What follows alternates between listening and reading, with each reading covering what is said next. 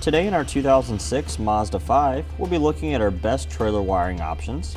Okay, we have two wiring options here today. Off to our right, we have the Tekonsha T1, part number 118520.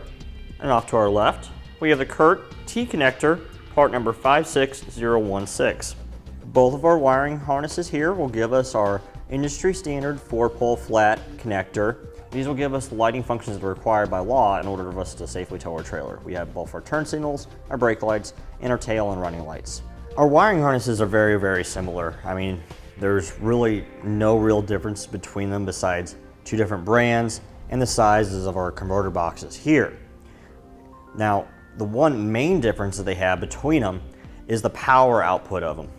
On our Tekonsha T1, we have 2.1 amps of power provided for our turn signals and our brake lights on our trailer. As far as our tail lights and running lights are concerned, we have 5.6 amps of power.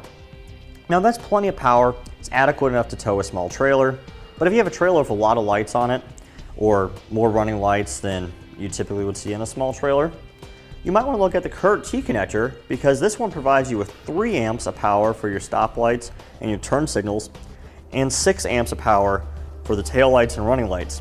So if you're running LED lights on your trailer, you could actually add a few more lights with the Curt and not have to worry about it causing a drain on your system.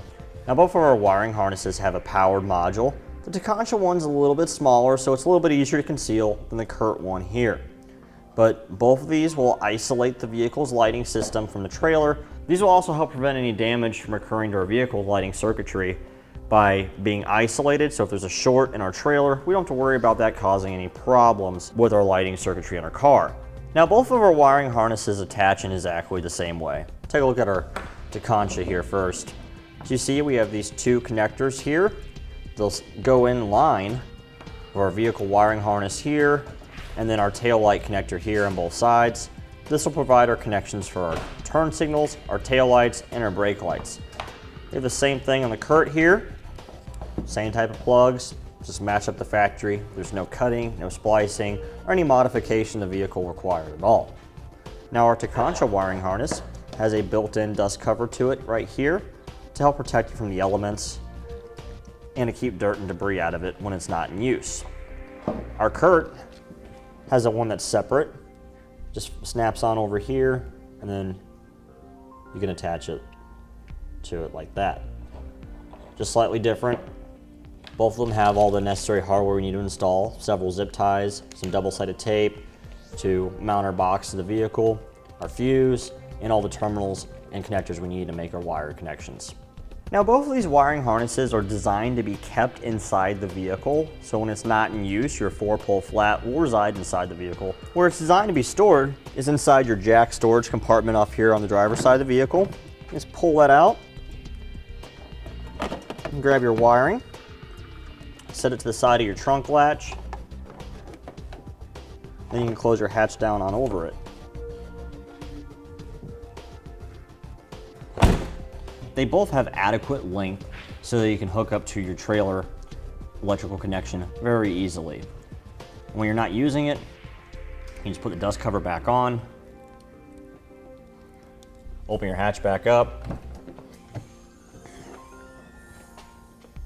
store it back inside your jack storage compartment, reinstall your cover. Now in conclusion, either one of these will work just fine for you. But if you are needing to have more power output to run more lights, you might want to look at the Curt just because it has the higher power output. But if you're going to be towing a trailer occasionally, or if you are looking for something that's quick and easy to install, you might want to look at the Tekonsha just because it has the smaller box, it's easier to conceal, and I like the fact that it's got the built-in dust cover. And that completes our look at the best trailer wiring options for the Mazda 5.